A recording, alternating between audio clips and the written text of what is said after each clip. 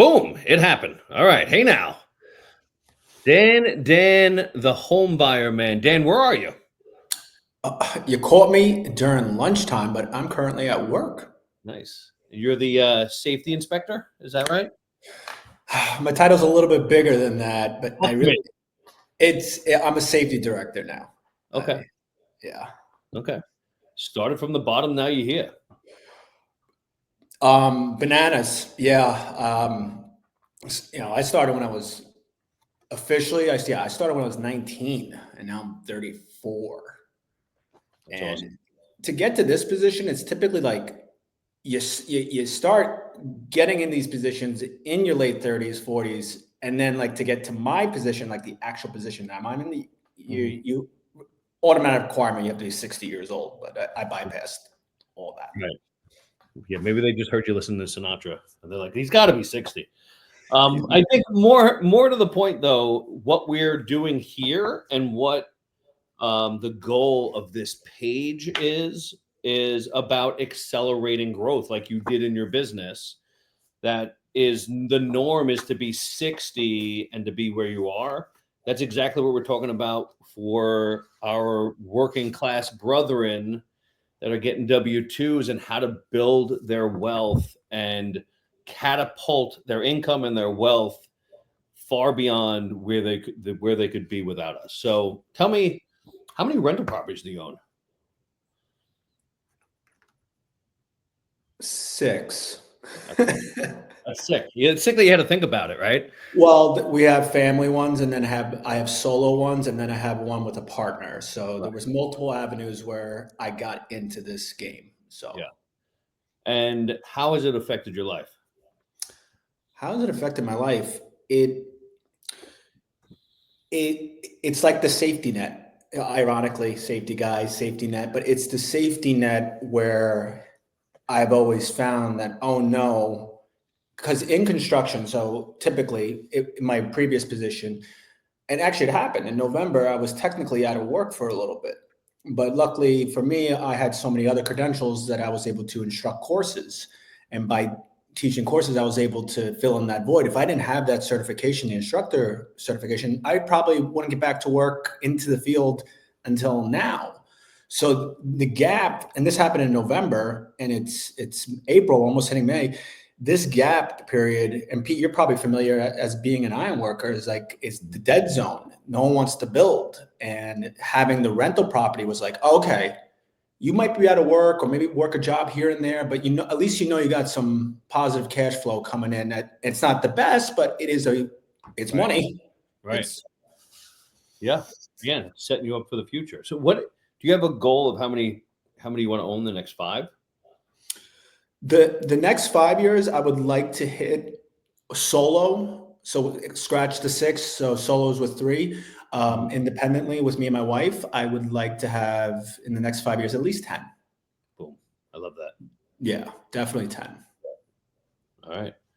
Yeah, I'm proud of you. What can you say to construction workers, postmen, anybody who's out there grinding day in and day out? What would you say to them on how they can transform their life? I'm going to give a little tough love here. Okay. And I think it's tough love for this reason. You got, first of all, you're selling yourself short 100%. If you're a construction worker and let's say you work into, the typical, correct term, 7 to 3:30 position here, especially in New York City, you're selling yourself short and limiting yourself to just your W-2.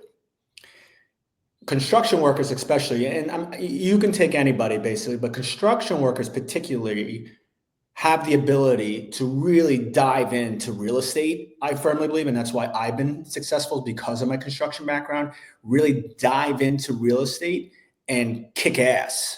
But the unfortunate news is it has to happen off hours. It has to happen after 3:30. It has to happen between 4 to 10 p.m. and your weekends. It's sacrificed, and that's the tough love. That's Yeah. the I think what's stopping people, and this is something we're going to talk about at the event that I'm throwing. It's not that our guys, our construction workers, the people I know, it's not that they're afraid to work harder. It's not that they're afraid to work weekends. It's that they don't know what they don't know. And they don't believe that it can happen for them. Right. And I was a firm believer of that. I believed of W-2 world, this is my life. And what people should understand, you're your own person. You could be whatever you want it to be. And it's very easy to say that, but I think you're kind of sold that information too. You're sold the W-2 life, and this is it for the rest of your life. Make sure you get in there. And I'm not saying that's a bad idea. I mean, definitely. No, and what we're teaching is leverage. Leverage on that. Like taking that activity and don't, like, the number one dream that all of my construction worker friends have is, instead of buying more assets and building more wealth, it's paying down the mortgage that they have, because they're dealing in the survival mode. If only I paid down this mortgage, not if I bought more houses, not if I added more assets, not if I had this understanding of how to create massive change. It's just, how do I stay safe? Right. So, like, what we're teaching and what we're going to be helping people understand is these are the paths to both safety and wealth. And that's what we're going to coach people on, is just slight changes in their direction and their mindset. Yeah. And I think it's encouragement. And we live in a fantastic age now, and you can agree with me, Pete, on this one, is this technical age where we got the phones. And instead of your algorithm being about, funny jokes, which I want in my algorithm, but what I do like in my algorithm and my social media is information. I mean, I just want a snippet of somebody talking, and then maybe I'll dive a little bit more into that snippet of, oh my God, if you leverage this. So we're in a fantastic time, I think we take for granted, of information is easily provided. It really at your fingertips. And that could be scrolling on, at home, on your leisure, but definitely would take advantage. I think that's another tool that should be implemented, because those are habits.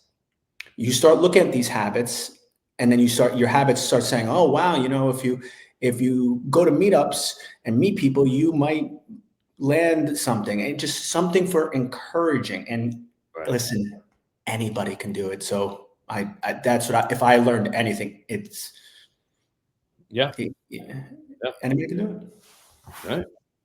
All right, Dan, I appreciate you, man. Thank you for taking time out of your lunch to tell the world that what's possible. Guys, don't sell yourself short. Pete is, God, man, I'm so thrilled that you are making this and doing this, because I think everybody deserves an incredible life, and I think everybody deserves the chance. But if they're not given that information, which you're providing right now, Pete, and you're going to do with this, how would they know? So I admire the shit out of you, man. And thanks for I love it. I love it. I appreciate it. And I think more importantly, I want to know what you're having for lunch. Steak sliders from Nice. Hummus Pit. From Hummus Pit. All right, my man.